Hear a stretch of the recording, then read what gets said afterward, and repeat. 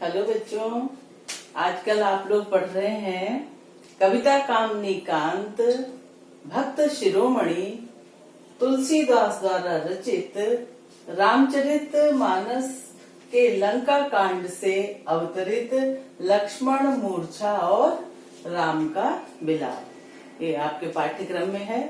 लंका कांड से लक्ष्मण मूर्छा और राम का विलाप।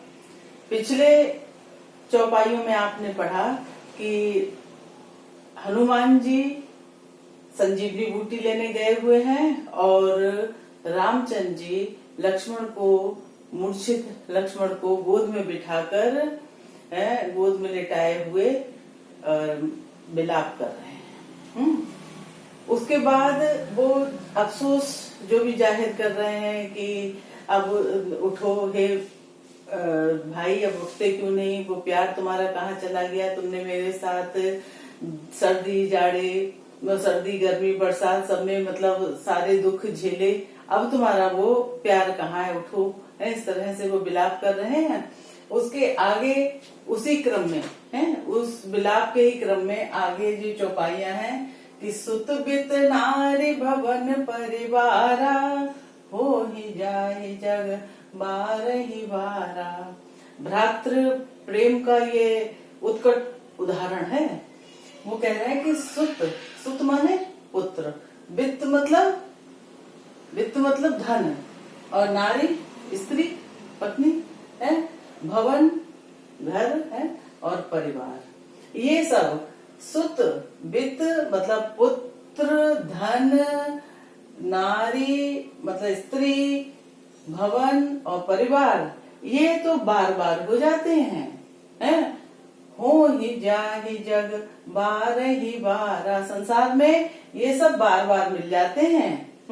किंतु अस विचारी ज्यों जागहु ताता, मिलई न जगत सहोदर भ्राता। इसको विचार करके हे मेरे भाई उठ जाओ, क्योंकि मिलई ना जगत सहोदर भ्राता। क्योंकि संसार में सहोदर मतलब भाई जो है वो दोबारा नहीं मिलता। अस विचार जिय जागो हुताता, मिलई न जगत सहोदर भ्राता। कहने का मतलब कि पुत्र, धन, स्त्री, भवन, परिवार संसार में बार बार मिल जाते हैं, किंतु भाई दोबारा नहीं मिलता। जथा, अब उन्होंने उदाहरण दिया कि भाई के बिना उनका जीवन कैसा नीरस है।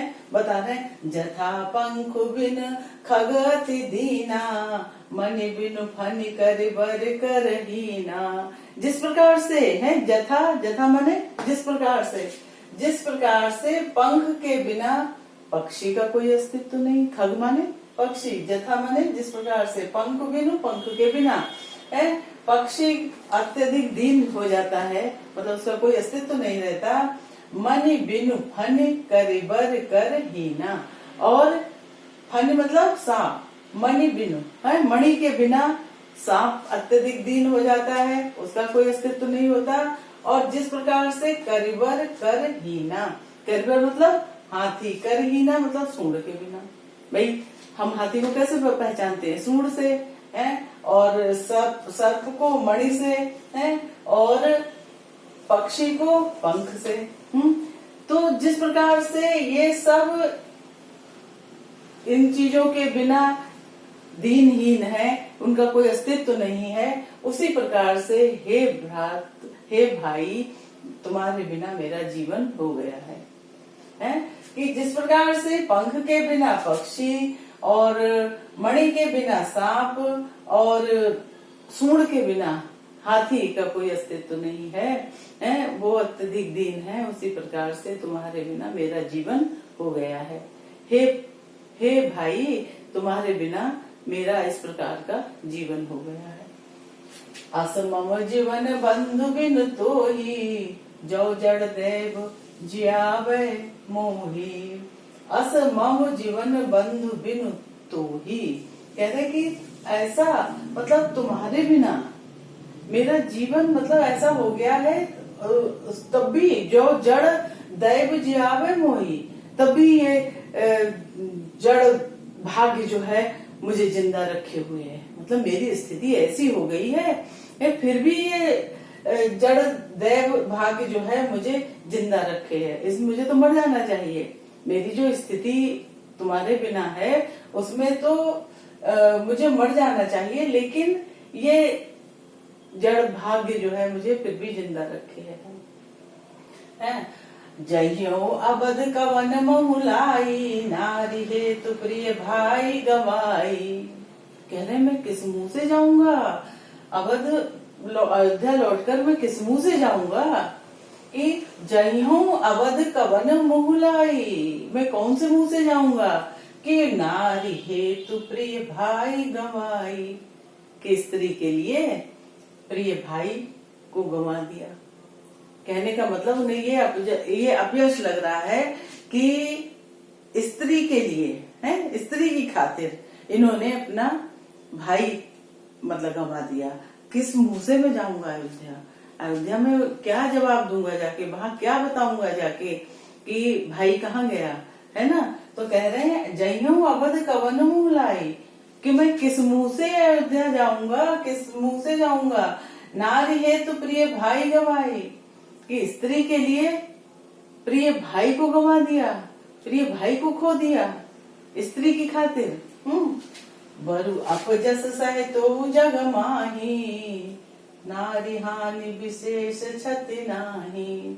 कह रहे चाहे मैं वो अपयश झेल लेता कि स्त्री चली गई, स्त्री को खो दिया, ये अपयश को मैं झेल लेता, क्योंकि नारी हानि विशेष क्षति नाही, क्योंकि नारी की हानि से, ये नारी के ना रहने पर कोई विशेष हानि नहीं होती।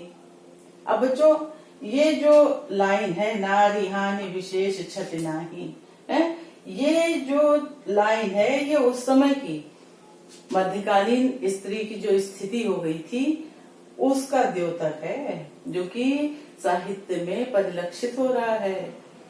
तुम्हें पता है कि प्राचीन काल में स्त्री की स्थिति क्या थी? यत्र नारेस्तु पूज्यन्ते रमन्ते तत्र देवता। स्त्री जो थी पूज्य थी, लेकिन मध्यकाल तक आते आते स्त्री का अस्तित्व जो था वो भोग्य का हो गया, है ना। नारी की स्थिति खराब हो गई थी मध्यकाल में, सामाजिक स्थिति नारी की अच्छी नहीं थी, तो वो उनके साहित्य में देखो परिलक्षित हो गया कि बरु अपजस सहितो जग माही, कि मैं वो अपयश संसार में सह लेता। सहितो जग माही, नारी हानि विशेष क्षति नाही, क्योंकि नारी की हानि से, नारी के ना रहने पर कोई विशेष हानि नहीं होती है। ये मानसिकता जो तत्कालीन स्त्री की स्थिति की है वो दर्शा रही है लाइन, नारी हानि विशेष क्षति नाही। कभी कभी इस लाइन को लेके पूरा प्रश्न पूछ लिया जाता है बच्चों, तत्कालीन मध्यकालीन नारी की स्थिति के बारे में। ठीक है, बात समझ में आ रही है ना कि पूरी जो चौपाइयां हैं इनमें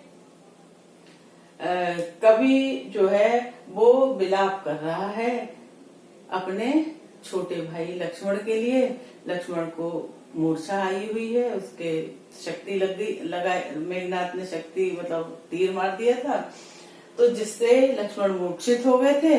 और उस मूर्छित लक्ष्मण को गोद में लेकर रामचंद्र जी जो है वो विलाप कर रहे हैं।